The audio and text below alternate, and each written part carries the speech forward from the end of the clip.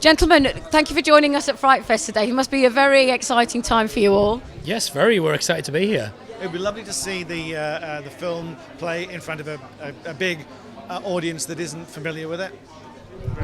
And tell us more about the film, please. Yes, the film's called Let's Be Evil. It's a sci-fi thriller that sits in the horror genre. That's probably the best way to describe it. It's not an out-and-out horror movie, but I think it takes people on a ride and it's very atmospheric. So hopefully horror crowds are going to really like it. Does the story as well surround itself by gifted children? Is that at the centre? Yeah, it's about augmented reality technology. So it follows a group of children who have these glasses, augmented reality glasses, and it's like a workflow, kind of like an experiment on these kids. And we follow 3 adult chaperones who are there to look after the children. However, things take a turn for the worst as the glasses affect the children in a... Well, I mean, it's pretty obvious by the poster. It's pretty obvious. Yeah, the glasses have an adverse effect, we shall say. And for you as a producer, do you think as well that technology is a great way to kind of, because it's such a modern technology as well, to kind of bring audiences in a new kind of contemporary audience? Well, that's how we conceived the original idea. We'd done a film previous to this, which was the world's first Twitter movie. So the protagonist communicated with his people through Twitter. So we thought, what's the next element of technology? And we thought, I saw somebody at a party wearing Google glasses, and I thought, oh dear, that's going to go horribly wrong. And so we thought, what else is scary? Kids are scary. Let's put those two things together. So that's how we ended up with Let's Be Evil. And you're in the film, so can you tell us more about the part that you're playing? No? Did you enjoy working on it? Yes. It's a scary film. Were you scared working on it? No. Does that mean the director was kind? Yes. Very careful how you answer that question. Toby plays the younger version of the lead character in flashback. Oh, okay. And so they say never work with children and animals, but you're working with children here. How challenging was that? It was actually pretty good. You were worried to start off with. I was really worried, I had worked with kids earlier in my career and it was a bit difficult, but on this it was really smooth. I didn't know they were there half the time. They all came from the Pauline Quirk school in Brentwood, in Essex.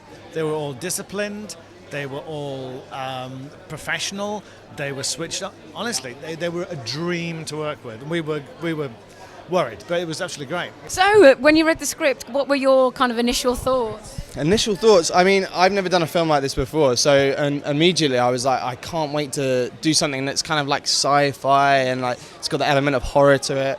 It was just something so different for me. So yeah, it was something I was very interested in from the off, really. Is it the kind of film as well that it can allow you as an actor to kind of exaggerate a little bit on what you would normally play? Yeah, I mean, this character as well, he's kind of, there are elements of me to him, but he's a bit of an asshole, really. So he's a fun character to play. I normally play the kind of timid kind of characters, but more and more I'm playing these arrogant people. I don't know why. I'm not sure why that is, but he's a real fun character to play, and he's got a really interesting look. So it was really nice to do a film that was just so different.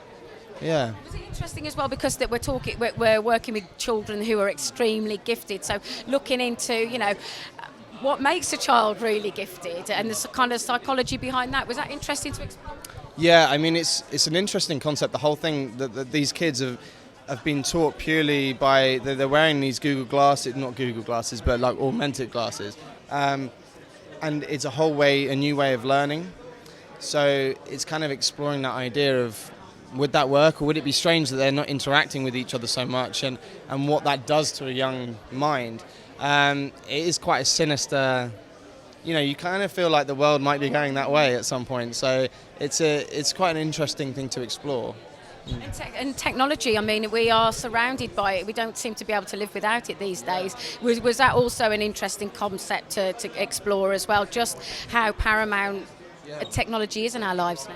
Oh, definitely. I mean, in the film, like they have to keep the glasses on, because if they don't, they take them off and they can't see anything. They can't really do anything. So in the film, it really is a matter of relying on the technology, and that's a scary reality that may possibly be the future. I saw a thing online recently where there's a robot that maybe in the next 15 years you'll be able to buy that can speak, talk, and it has like a face. It's like something out of Terminator, and you just think, this is like the beginning of the end. So it's a really interesting thing to explore. Especially because we are animals and human beings, and we seem to be looking less and less on our instincts. And as an actor as well, you do rely on your instincts, don't you? Yeah.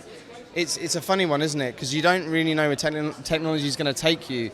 And if you look back even to the 90s on phones and things like that, they've changed so much that in the next 15 years, where are we going to be? It's exciting, but at the same time, it's quite scary. When you read the script, can you tell us what your first thoughts were? Well, it's a really exciting script. A lot happens, a brilliant storyline, and I was so excited to get on and film it. What was it? Tell us about the character that you're playing. So I play Cassandra, and she is within this mix of children that have grown up with these Google glasses, and she's quite shy. She doesn't really fit in with any of the children, and so when these chaperones come to look after the children, she gets on with them really well. And then I don't know, it's a change of character. I don't know, I can't really say much, but I don't want to give it away. I don't want to give it away, yeah. But what was it like sort of working with these Google glasses? Was that kind of inhibiting? Or? It was really interesting. It was really fun to just play something new, and I learnt a lot from it, and the Google glasses were great. It was great fun. Is the technology side of the story interest you? Do you like technology? I love technology. I'm not clever with technology, but I do like my iPhone, and yeah, I think it's amazing how technology has grown. So. And you're here at FrightFest. What does that feel like to be promoting your film? It's my first time at FrightFest, so I'm very excited to promote my film, and I hope people like Let's Be Evil, because I like it.